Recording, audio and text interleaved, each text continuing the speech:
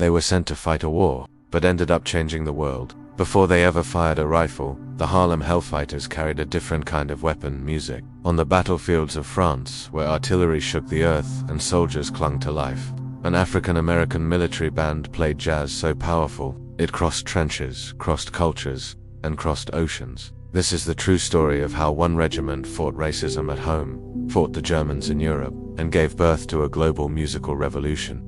Asterisk, in 1917, when the United States entered World War I, the country was deeply segregated. African Americans were allowed to enlist, but discrimination followed them into the military. Most black soldiers were assigned to labor units digging trenches, unloading cargo, performing the tasks white officers refused to touch. But in Harlem, the heart of black culture and resilience, a new regiment was forming, the 369th Infantry Regiment. Soon to be known worldwide as the Harlem Hellfighters, they trained at Camp Whitman and later in Spartanburg, South Carolina, where they faced open hostility from locals and even from other US soldiers. Yet their morale remained unbroken, because among them stood a man whose weapon wasn't a rifle, James Reese Europe, a pioneering bandleader from Harlem, already famous in New York's black music scene.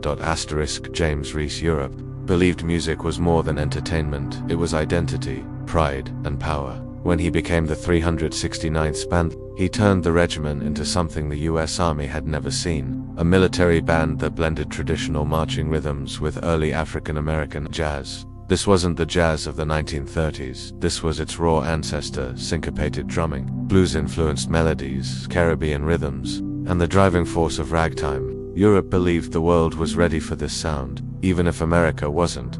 Asterisk, when the 369th arrived in France in December 1917, the US military still refused to place black soldiers in combat roles next to white Americans, so the Hellfighters were reassigned to the French army, specifically the French 161st Division, which had no segregation policies. The French provided them with French rifles, French helmets, and French training manuals, but they kept their American identity, and Europe kept his music.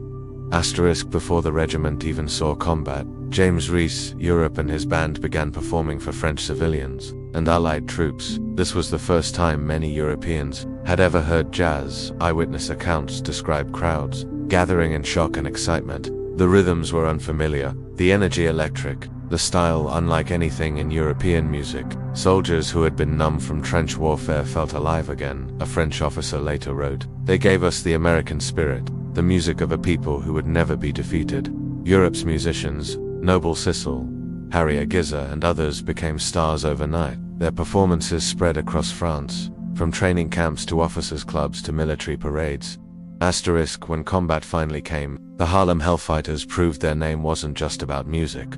For 191 days, they served on the front lines longer than any other American unit in the war. They never lost a trench. They never surrendered a man. They suffered heavy casualties but held their ground every single time. The most famous story comes from Private Henry Johnson and Private Needham Roberts, who fought off a German raiding party using rifles, grenades, and eventually a bolo knife when their ammunition ran out. Johnson earned the nickname Black Death, and decades later was awarded the Medal of Honor. The French awarded the entire regiment the Croix de Guerre, one of France's highest military honors. Asterisk, between battles, Europe kept the band playing. They performed in bombed-out towns, field hospitals, and behind the lines. Sometimes the music drifted over the trenches, reaching both Allied and German positions. For soldiers living in mud, rats, and artillery fire, the sound of jazz became a reminder of life beyond the war. It wasn't escapism, it was survival.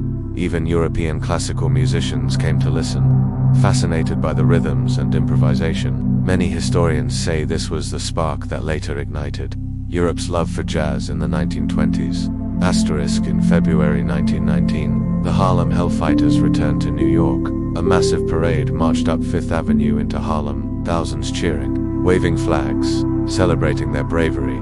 James Reese Europe marched at the front, his band playing proudly as the city welcomed its heroes. But the country they fought for still denied them basic civil rights. Segregation remained, racism continued. Many African-American veterans faced violence in the years that followed.